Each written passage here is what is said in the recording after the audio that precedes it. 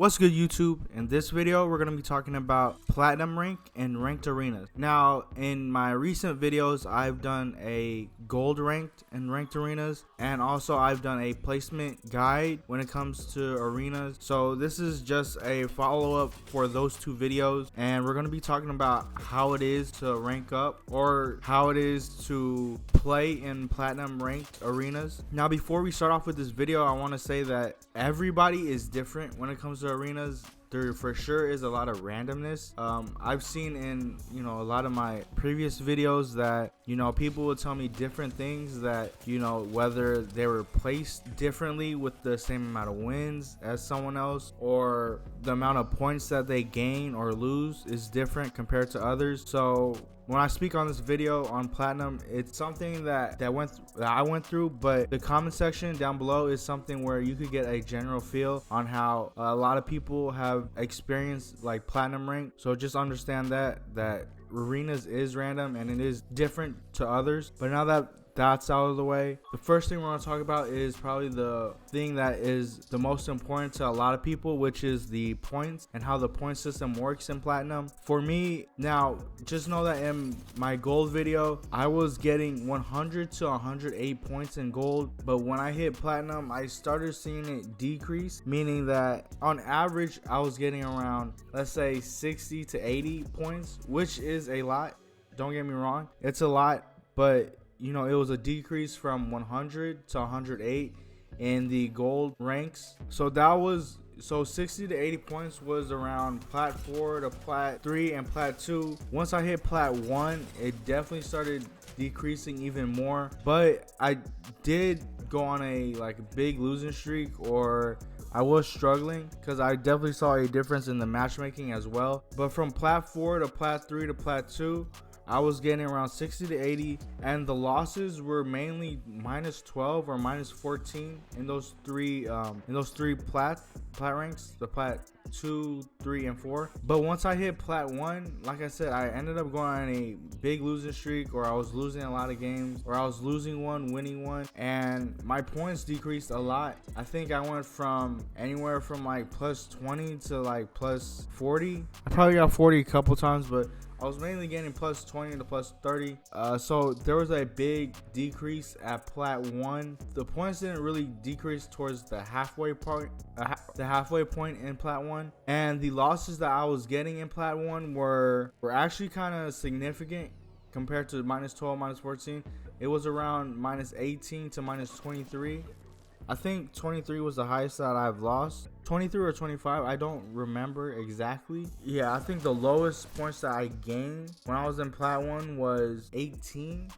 So I gained 18 points for one win. So that was different compared to previously in the plats and the early plat grind, and also in the gold ranks. So that's something that may occur to some people. My thing that I want to say is, if you're gaining a lot of points, just know that it could instantly change on you. So make every game count.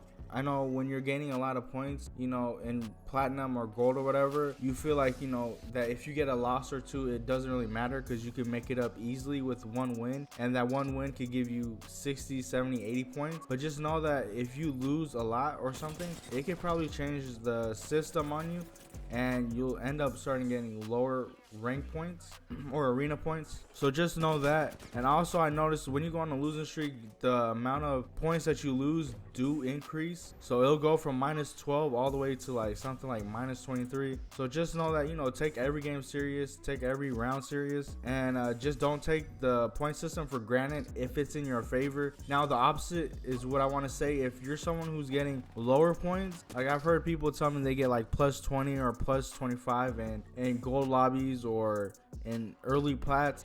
That could definitely change if you go on a winning streak. I'm gonna assume.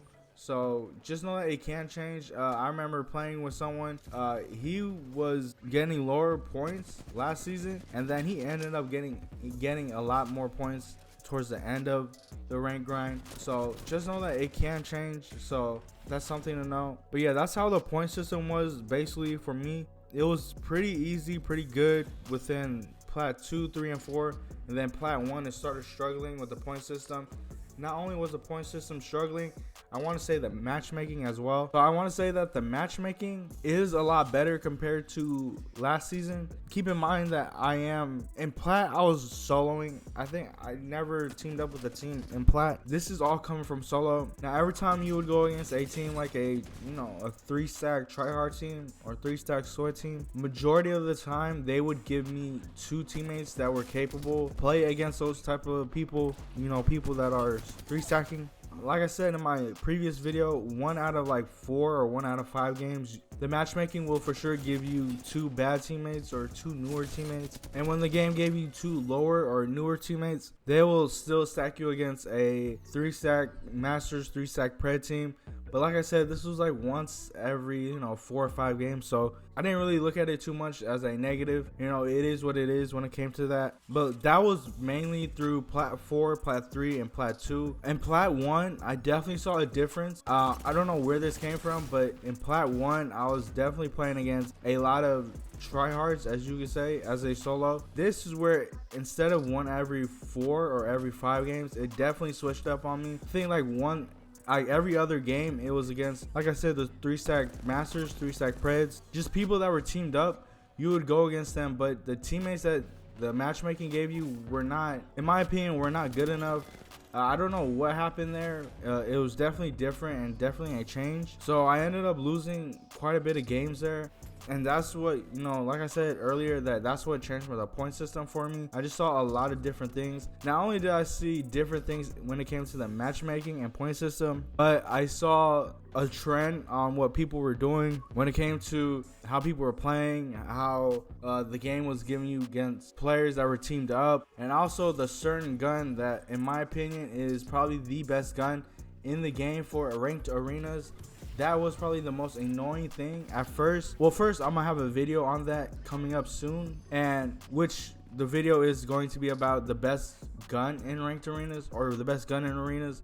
If you know this gun, you know what it is, because this gun is probably the most frustrating and annoying gun to go against. And I saw everyone using that in Plat 1, and I didn't know why they were using it until I started getting just killed within 6 shots. So that was very annoying. And yeah, so that was the matchmaking really. You just start going against players that just know how to play arenas more, I think, towards the end of Platinum.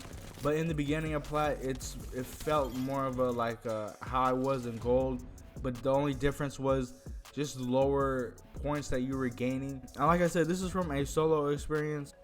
On my diamond video that we'll have next week, I will say that 3-stacking and soloing is different when it comes to the matchmaking and also the point system. So just know that I'll have that video coming out next week. Yeah, if ever at any time there was a time where I was struggling the most in arenas, whether it was last season or this season, it was for sure for me Platinum 1 this season. I think I had went 3-10 or 3-11. So I was for sure struggling, and eventually I did get out of Platinum 1.